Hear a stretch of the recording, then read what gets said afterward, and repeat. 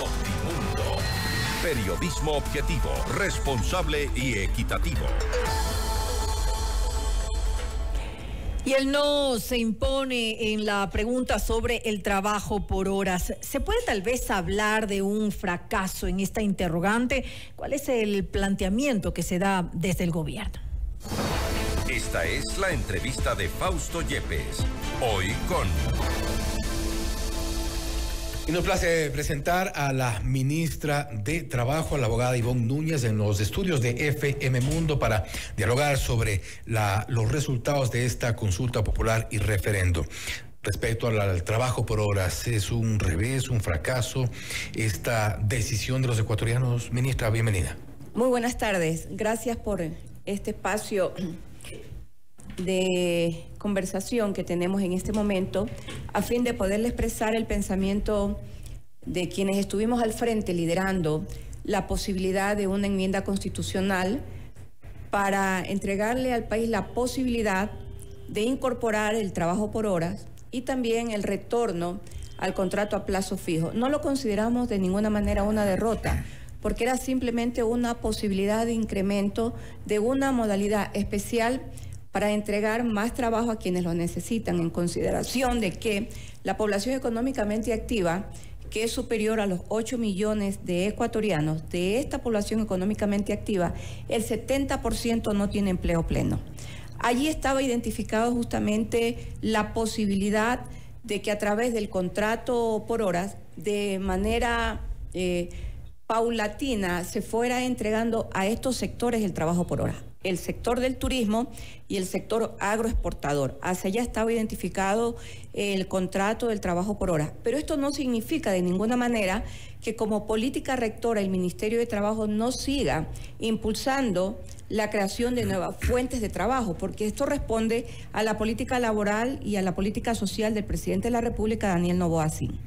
Ahora bien, de todas formas, los resultados y frente a la propuesta del gobierno han sido incluso utilizados por parte de la oposición para hablar de un revés del gobierno, hablar de un rechazo por parte de la ciudadanía, lo cual de alguna forma fue también parte de la bandera en esta campaña de la oposición. ¿Cómo responderles?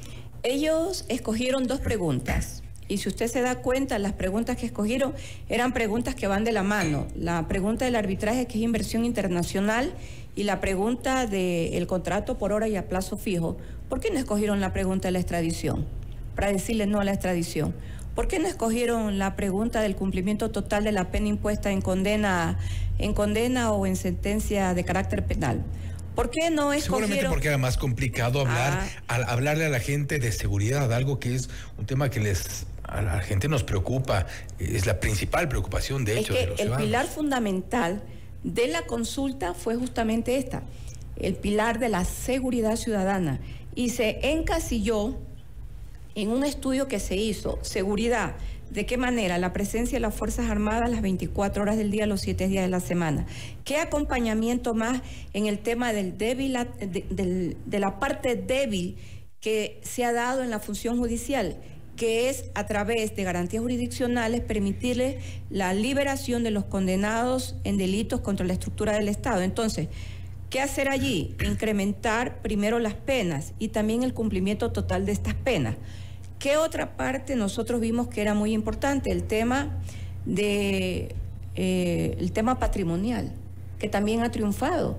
No se necesita condena final de última instancia para ir a los bienes que son tomados en el momento en que inicia el proceso penal para las personas que se encuentran inmersas en delitos transnacionales o delincuencia organizada interna. En definitiva, nosotros definimos que era necesario en esta lucha contra el crimen organizado e irónicamente una lucha contra la impunidad, enmarcar todo este tipo de preguntas, y no porque no se pudiesen hacer a través de una reforma legal en la Asamblea Nacional, sino que ese paso es bastante largo. Por eso decidimos consultar a la ciudadanía para que en un trámite corto, que no va más allá de 3 o 4 meses, finalmente el Código Orgánico Integral Penal tenga las reformas necesarias por consulta popular. Allí pensamos justamente ahora qué hacer con una parte que es muy importante, que es la incorporación de más mano de obra al mercado. ¿Por qué? Porque muchos jóvenes fueron cooptados por la delincuencia organizada. Nosotros siempre hemos analizado y hemos hecho el análisis contextual, las razones, causas y efectos. De esa manera hemos venido manejando la política laboral a través del Ministerio de Trabajo con el señor presidente de la mano. Ahora bien, para generar empleo necesariamente también hay que motivar al aparato productivo con un incremento del IVA bastante complicado hacerlo. Se viene un poco cuesta arriba la situación en el ámbito laboral. Y me refiero un poco a esto porque quiero escuchar su lectura de la respuesta de los ecuatorianos a la pregunta del trabajo por horas. ¿Qué es lo que cree que pensamos los ecuatorianos para decidir eso? Yo creo que un poco se impuso el miedo y esta política mediática, que es una política que fue parte de uno de los momentos más trágicos de la historia de la humanidad, que fue repetir una mentira 1000 veces porque así se convierte en verdad, lo que se utilizó en la época del nazismo, una tragedia enorme utilizando justamente los mecanismos de la publicidad. Ahora, indudablemente con una guerra de alta intensidad en las redes sociales, desvirtuando, sacando de contexto la naturaleza primero del contrato por hora con la incorporación de todos los beneficios legales y sociales y también sacando de contexto el valor emitido por el Ministerio de Trabajo, que lo que hizo fue decirle al país la verdad, cuál iba a ser el valor del trabajo por hora. Pero hay un factor de desconfianza también de la gente en esta propuesta del gobierno. Quizá desconfianza porque no saben o no tienen claro hacia dónde va a ir la propuesta. Mire, lo que más llamaba la atención, y yo un poco decía, se suman a la legión de la mentira, porque decirle a una persona que ya tiene un trabajo que va a ser despedido, pregunto yo, ¿genera miedo? Claro que genera miedo. Genera miedo, lo nuevo genera miedo. Y genera miedo también cuando a usted le imponen a través de mentira falsedades. Entonces, estas falacias que fueron utilizadas por estos sectores para atacar no solo la pregunta del trabajo por hora, sino a toda la consulta. Y como yo digo, no atacaron las otras preguntas, se fueron por estas dos preguntas. La pregunta del trabajo por hora, la pregunta del contrato a plazo fijo y la pregunta del arbitraje internacional. Ambas preguntas, el tema del arbitraje internacional y el tema de la pregunta del trabajo por hora y el contrato a plazo fijo siempre irán de la mano. ¿Sabe por qué? Porque el tema de la economía va de la mano de la relación laboral y el tema de la relación laboral y el incremento de la producción va de la mano de los contratos. Ahora, pero si usted dice que esta mentira, según usted repetida así 1000 veces, se convirtió en verdad, quiere decir entonces que falló también la comunicación de ustedes para poder llegar con esta propuesta a la gente. Nosotros siempre vamos a actuar con transparencia, no necesitamos mentir. Siempre nosotros dijimos la verdad. No cabía entonces disputar mentira con mentira. Había que decir la verdad. Y yo digo algo, no se ha cerrado ningún círculo. Pero una verdad que no fue suficiente. Pero es una verdad nuestra contra una mentira que caló en las personas que le tuvieron miedo a que les quiten o les arrebaten su puesto de trabajo. Por cierto, los sectores empresariales debieron en su momento haber señalado de manera pública y decir que esto no era verdad y garantizar aquello. Sin embargo, lo hicieron de manera tardía. Pero, como yo digo, nosotros no convertimos a la respuesta ciudadana a través de este proceso democrático, que es el proceso de la consulta popular y de la decisión del pueblo, como una tragedia, de ninguna manera. ¿Sabe por qué? Porque nosotros no vamos a dejar de seguir generando fuentes de trabajo. Y aquí hay algo importante. Cuando impulsamos la ley del empleo en el mes de diciembre, nosotros tuvimos una arremetida feroz, pero aplicamos allí estrategias que fueron muy importantes. Y a la fecha, en menos de 4 meses, nosotros hemos generado ya contratos de trabajo en jóvenes comprendidos entre los 18 y 29 años de edad, aproximadamente 70.000 nuevos puestos de trabajo. Hemos hecho ya varios actos públicos en diferentes provincias y mire usted, ¿cuáles son las empresas que han generado fuentes de trabajo con la ley del empleo, beneficiándose de los incentivos tributarios? Las empresas agroexportadoras. Por eso el Ecuador de hoy comienza a conocer una realidad a través de la cultura laboral para entender, por ejemplo, que la región interandina, las provincias de Tungurahua, Cotopaxi, Pichincha son las principales provincias que generan fuentes de trabajo en el sector agroexportador. También lo hace la provincia de Manabí, también lo hace la provincia de Los Ríos. Y a mí hay algo que me motiva mucho, que es lo siguiente.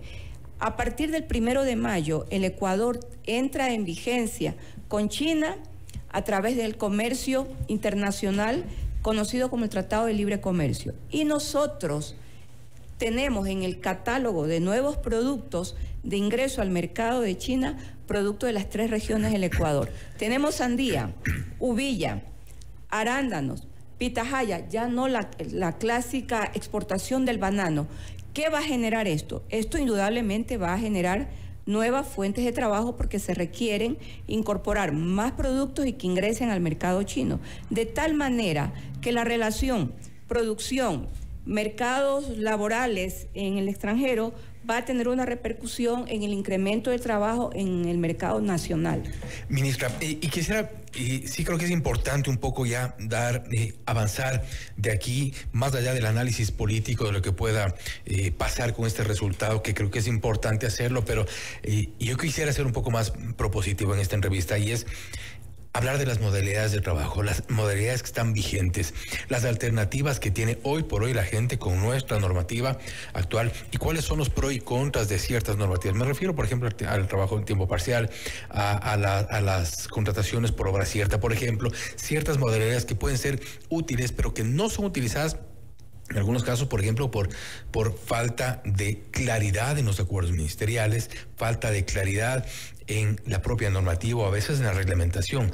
Hay también temor por parte de empresarios en ejercer ese tipo de contrataciones. ¿Cuáles son las alternativas? A ver, nosotros tenemos una ley que yo siempre me reí del surgimiento de esta ley, que es la Ley de Apoyo Humanitario, que trajo de la mano una modalidad de trabajo que le llamó el famoso contrato emergente.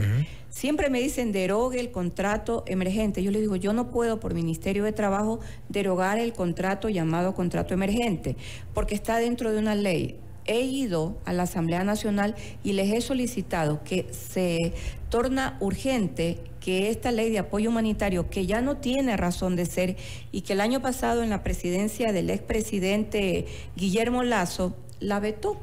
La vetó parcialmente y no se la pudo derogar. Esa ley ya no tiene razón de ser. Esa ley tuvo razón de ser en el momento. ¿Cuál es el problema con el contrato emergente?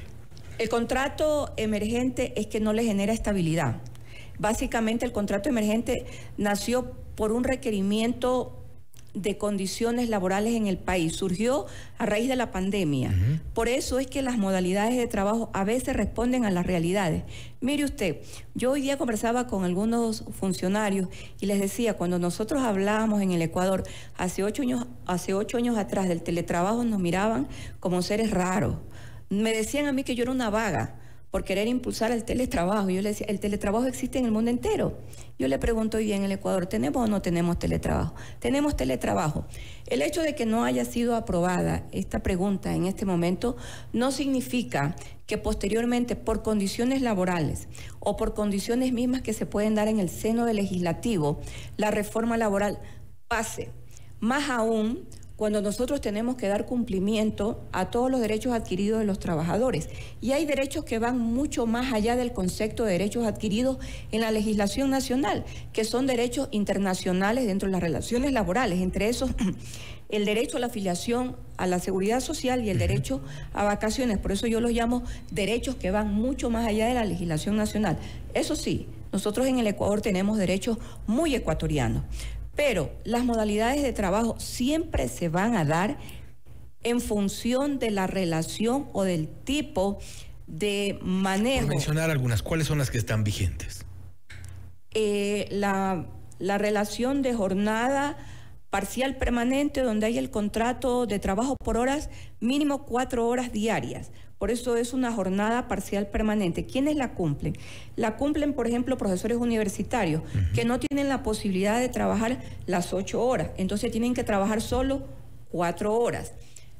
El contrato por horas tenía la finalidad de reducir estas 4 horas y ponerlas 2 horas o 1 hora, o las mismas 4 horas, pero no los 5 días de la semana o los fines de semana.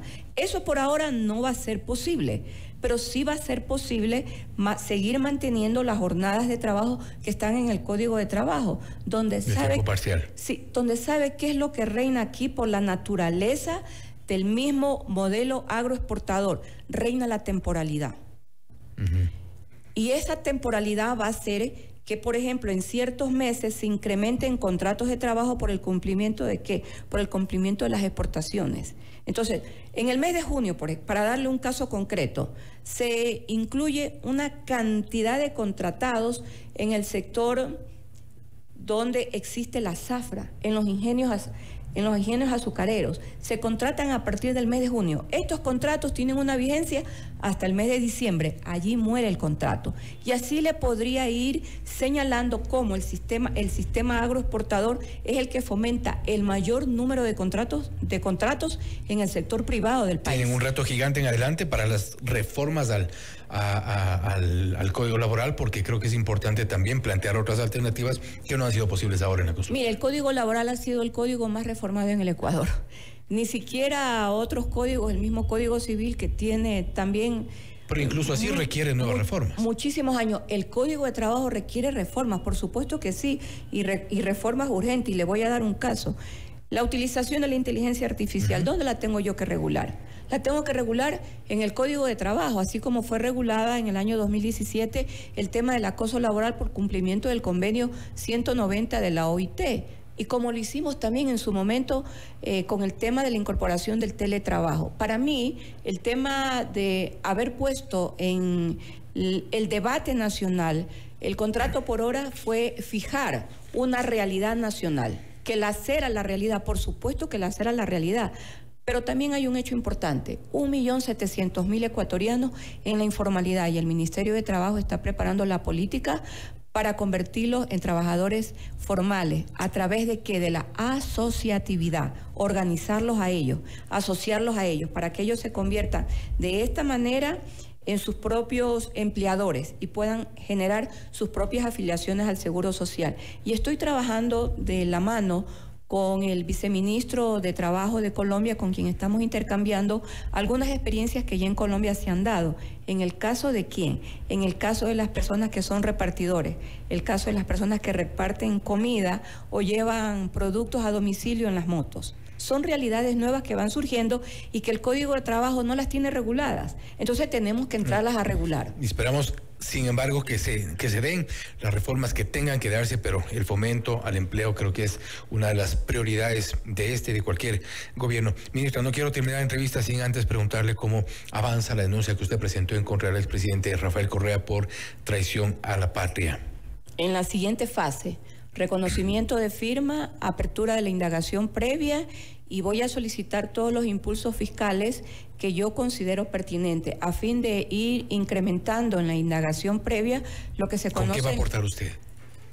Las solicitudes de lo que se conoce en esta primera fase, que son los elementos de convicción. Todas las peticiones a los medios de información donde el sujeto denunciado expresó, incitó a la posibilidad de una guerra entre dos pueblos hermanos, Ecuador y México, y también culminó al cierre del Golfo de Guayaquil, donde ingresa y salen el 80% de las exportaciones de Guayaquil. ¿Y sabe por qué lo hice? Porque el mismo Código Orgánico Integral Penal señala que cuando se conoce una noticia crímenes, la persona que conoce tiene que ponerlo en conocimiento de la Fiscalía. ¿Va a ir hasta el final o es un tema coyuntural? No, yo voy a ir hasta el final, hasta donde corresponda, porque la indagación previa no solo que tiene un día, 2 días, un mes, 2 meses. Hasta 2 años. Tiene hasta 2 años por el tipo de delito de investigación. Y hay que hacerlo, es necesario porque el país necesita ser defendido, los ciudadanos también. Yo creo que el Ecuador el día de hoy comenzó a escribir una nueva historia, y esa historia tiene una base, la base de la seguridad ciudadana, de la mano con todas las instituciones. Cuando yo hablo de la reinstitucionalización del Estado, hablo de verdad, y básicamente del sistema judicial. Y de eso se trata, que los ciudadanos tengan confianza en el sistema judicial, que la generación de paz y de estabilidad institucional no solo sea de un día, sino que sea permanente, sea estable y sea nuestra para siempre. Le quiero hacer una pregunta porque, volviendo un poco al tema del empleo, a propósito del sujeto denunciado, en este caso, el expresidente Correa, él dice que en sus declaraciones usted ha dicho que hay 70,000 nuevos empleos. Además, él indica que hay una reducción del empleo de 15 a 20 años, 3,076, de 21 a 30 años, 20,160. Cifras que no coinciden. A ver, el Ministerio de Trabajo registra al año más de 700,000 actas de finiquito. En cada mes se registran de 50 a 70,000 actas de finiquito. Y usted dirá, ¿y son 700,000 puestos de trabajo que se perdieron? No, son registros de actas de finiquito en donde muchas de estas, en el primer lugar se encuentran actas de finiquito registradas por un mutuo acuerdo, porque la relación contractual pactada concluyó. El segundo estamento o el segundo índice de registro de actas de finiquito se refiere básicamente a cumplimientos de trabajos de orden temporal. El despido intempestivo, si es a donde ellos quieren ir con su diagnóstico, está en el 5º puesto. Nosotros registramos más de 700,000 actas de finiquito. Eso no significa que esas 700,000 actas de finiquito no vuelvan a ser activadas. Las que se registran en el mes de enero pueden ser activadas con nuevos contratos de trabajo en el mes de febrero, en el mes de marzo. Nosotros tenemos registrado desde enero hasta la fecha más de 160,000 nuevos contratos de trabajo. Y en los jóvenes... No son los mismos números que se registran en el Seguro Social, por ejemplo. Es que usted no puede hacer un análisis que señale que en el Seguro Social hay 3 millones de afiliados y por tener 60,000 nuevos puestos de trabajo para jóvenes, que en este caso ya son 70,000, usted tiene que decir que hay 3,070,000 puestos de trabajo, porque si usted hace el estudio de la página del Instituto Ecuatoriano de Seguridad Social, las mismas actas de finiquito a las que yo me acabo de referir, las de enero, las de febrero y las de marzo y posteriormente las de abril, se tienen que registrar también ¿dónde? En el Instituto Ecuatoriano de Seguridad Social. ¿A través de qué plataforma? A través de la plataforma Terminación de la Relación Laboral. Por lo tanto, el número de afiliados siempre oscila, nunca se va a mantener fijo. Eso no es posible. Pero hay demasiada diferencia. Es que hay diferencias por varios factores. Uno de esos factores también es el número de personas que optan por la jubilación. También hay trabajadores que mueren y también se va registrando. Es decir, el mundo del registro, tanto de las actas de finiquito con las diferentes causales, como el mundo del registro de las terminaciones de laborales en el Instituto Ecuatoriano de Seguridad Social, son por muchos factores. ¿Están conscientes ustedes que tampoco es que estamos en un boom del empleo? No, no estamos en ningún momento del famoso boom del empleo como se lo pueda concebir, pero yo le puedo decir algo si hago un diagnóstico, que es el siguiente. Nosotros con los 70,000 puestos de trabajo con los jóvenes, aproximadamente llegamos al 25% del total de la masa salarial del sector público. El sector público no tiene posibilidad en este momento para crecer, ya no es posible. Nosotros estamos llegando a más de 370,000 servidores públicos en este sector y ese gasto es de $1,221 millones al año. ¿Quién me tiene que generar a mi empleo? El sector privado. Y aquí hay que darle incentivos, no subirle el IVA. Por supuesto, y tenemos cuáles son los incentivos creados con la ley del empleo para los jóvenes. Los incentivos tributarios, mire usted, en la provincia de Manabí, en la empresa donde se hizo la presentación de más de 500 jóvenes que fueron contratados en la mayor exportadora atunera, hay jóvenes contratados que son analfabetos. Duele decirlo esto, duele decir. Cuando aquí hace más de 10 años se inauguró con bombos y platillos que el Ecuador tenía cero analfabetismo. Y yo recuerdo el ministro de Educación de esa época, nacido y oriundo en Manta. Sin embargo, las realidades son otras. Estas personas contratadas con estas características tienen incentivos tributarios muy importantes para las empresas. Nosotros hicimos el último evento previo a la consulta popular aquí en la ciudad, aquí en la provincia de Pichincha, en la más grande exportadora de flores. ¿Sabe quiénes fueron contratados con incentivos tributarios muy importantes? Porque los incentivos tributarios allí son de diferentes escalas, empiezan con el 50% y llegan hasta el 150%. Habían chicos contratados sordomudos, personas discapacitadas. Es decir, estos incentivos tributarios, estas estrategias utilizadas en la ley del empleo han sido efectivas. Por eso es que se puede dar el número de trabajadores que han sido contratados y que constan en la página del Ministerio de Trabajo. Y hay algo extremadamente importante que va también de la mano, que es la incorporación de la Ley Violeta, con la cual esta ministra de Trabajo está elaborando. Nosotros en junio concluimos con los planes de igualdad y en julio le vamos a presentar al país cuáles son las empresas que han equiparado igualdad en sus puestos de trabajo, igualdad hombres, igualdad mujeres. Esperamos ver sobre todo resultados y sobre todas las cosas a la gente en nuestro país trabajando. Ministra, se nos fue el tiempo y le agradecemos por haber estado con nosotros. No, muchas gracias a ustedes. Gracias también. Ha sido Ivonne Núñez, ministra de Trabajo, hablando sobre los resultados de la consulta popular y referendo, principalmente respecto a la pregunta sobre el trabajo por horas. Hay algunos desafíos por parte de las autoridades, principalmente en cuanto a la generación de empleo. Tenemos nota de última hora. Inmediato.